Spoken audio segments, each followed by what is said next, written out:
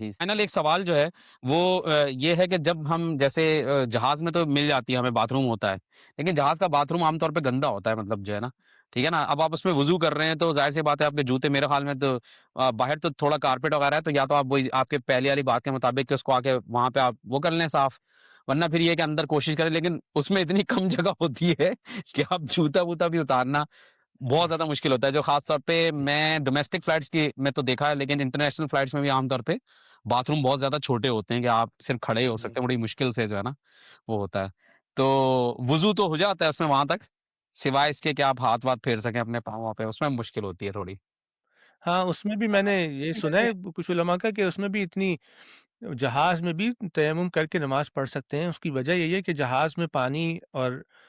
وہ جو جتنا پانی آ رہا ہوتا ہے اور جتنی چھوٹی سی جگہ ہوتی ہے اس میں وہ پورا باتھ روم گندا ہوتا ہے، آپ وضو کریں گے تو پورے باتھ روم میں پانی آپ پھیلائیں گے دوسروں کے لیے اذیت۔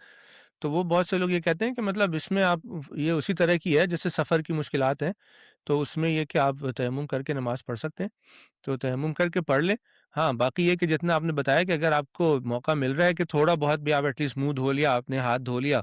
تو بس اس کے بعد پھر پاؤں پہ مسح کرنا ہی رہ جاتا ہے۔ فرائض میں سے تو پورے ہو گئے نا، بس تو وہ آپ کر لیں اگر کر سکتے ہیں تو آپ ایٹ لیسٹ فرائض پورے ہو جائیں گے۔ ہاتھ میں ہلکا سا گیلا کر کے اپنے ہاتھ مطلب پورے ہاتھوں پہ کونی تک پھیر لیا، منہ پہ پھیر لیا گیلا کر کے ہاتھ، تو بس بہت زیادہ نہیں کہ کلی بھی کر رہے ہیں، پھر ناک بھی صاف کر رہے ہیں، پھر وہ بھی کر رہے ہیں، پاؤں مسح کرنا ہے، باقی سر پہ پاؤں پہ موزہ پہن کے رکھیں۔ کوشش یہ کریں کہ جب جہاز میں جا رہے ہو کہیں جا رہے ہو موزہ پہن کے نکلیں گھر سے وضو کر کے، بس تاکہ ایزی رہے آپ کو وہاں پہ جا کے موزے پہ مسح کر کے نماز پڑھیں۔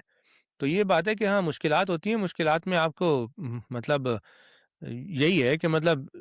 آپ کو خود ہی پھر دیکھنا پڑتا ہے کہ آپ کی صورتحال میں آپ کس حد تک اس پر عمل کر سکتے ہیں، جس میں جتنا اللہ تعالیٰ نے بتایا ہے آسانی کے ساتھ، اور اس پر عمل کریں اور پھر نماز پڑھیں۔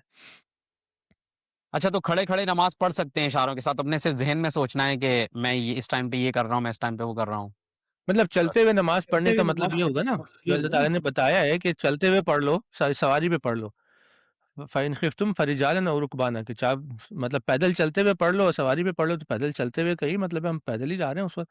تو چلتے ہوئے آپ کیسے پڑھیں گے؟ ایسے ہی پڑھیں گے کہ اشاروں سے پڑھیں گے،